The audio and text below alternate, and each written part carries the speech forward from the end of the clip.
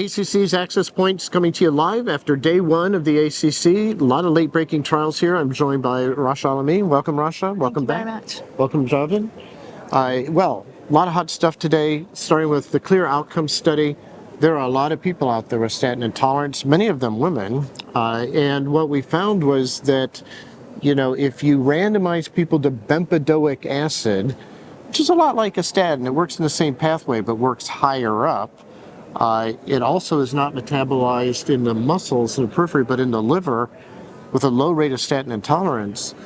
The study found in 14,000 people that you can reduce the primary endpoint of death, MI, revascularization, and stroke by about 1.6% absolute percentage points. As a trialist, I like absolute risk reductions, meaning a number needed to treat of about 62. It also reduced MI, revasc, unstable angina.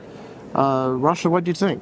Well, I love those results. I think this is a population of patients that are underserved at the moment, whether it's because they have a nocebo effect or something else that's stopping them taking the statins. This is a group of patients with high cardiovascular risk, and some form of options in those patients is fantastic. It was interesting to me to see that the side effect profile was essentially identical to placebo, and having an alternative to these patients is really important to me. It doesn't really matter whether it's nocebo or not. I mean, exactly. People aren't taking the drug. Yeah. And, this is one of the first trials where we had 50% women and 50% men, because many women suffer from statin intolerance, right? Absolutely. So, and what did you think, Javed?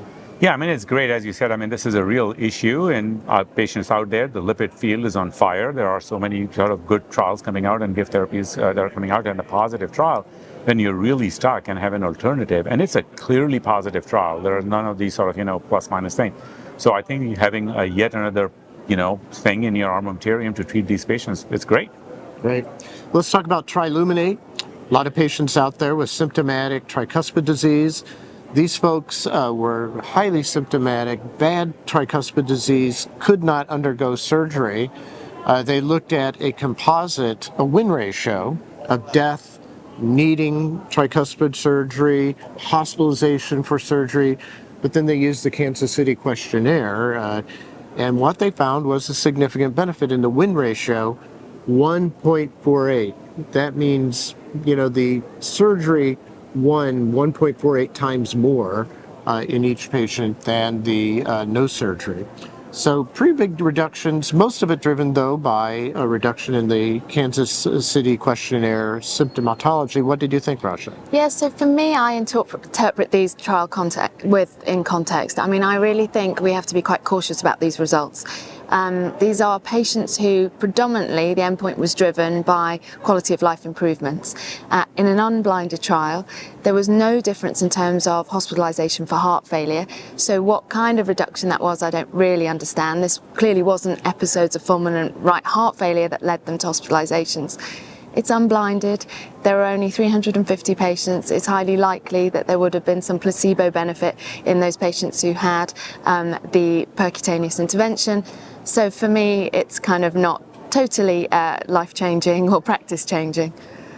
Illuminating, but not practice-changing for you. Javed, what do you think? It's a heart failure specialist. So I'm actually quite excited about the results, not necessarily for these results, but what these results will mean in the future for more research. So if you think about it, these were really advanced patients, right? So you're talking about significant MR. I mean, I think only about 2% of the patient had moderate MR. So we're talking about severe to torrential MR. You have sort of this RV dysfunction, you're a high-risk patient, you are unable to go through surgery. So this is sort of the TAVR history all over again. TAVR of the tricuspid. Yeah, exactly. And then these patients, a 15-point reduction in KCCQ is a really substantial improvement in quality of life. But as was mentioned in an unblinded study, the quality of life, that becomes a little bit of an issue. But I think that this gives us a very good reason that A, you're not having more adverse events. So that's big. And then now moving more upstream and learning from the lessons and going to, not really very end stage patients, but a little bit earlier, preventing that. My gut feeling is that we'll get to a point that more heart outcomes will improve also. And this is the first step in that direction. First big trial in the tricuspid space, so that's absolutely. an advance in and of itself, so doing randomized trial.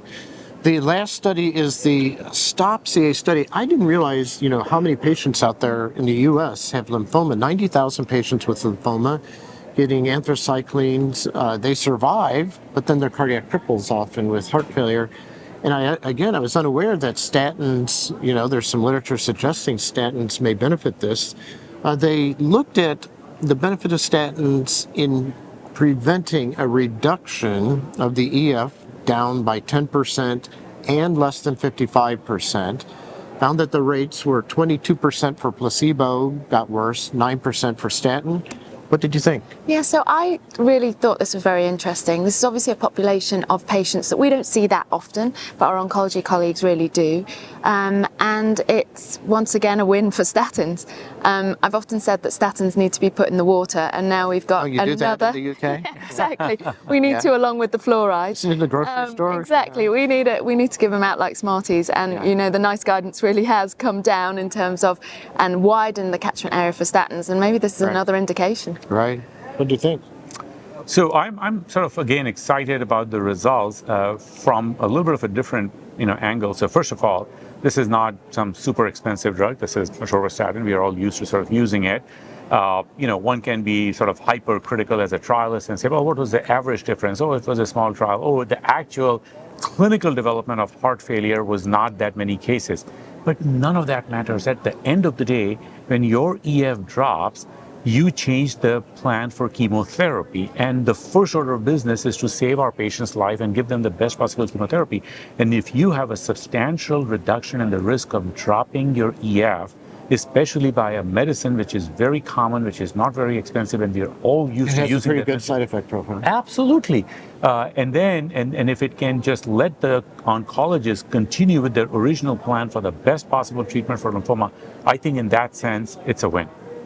Great. Well, thank you, too. Thanks for joining us today. Thanks for joining us here live from ACC 23 here with Access Points.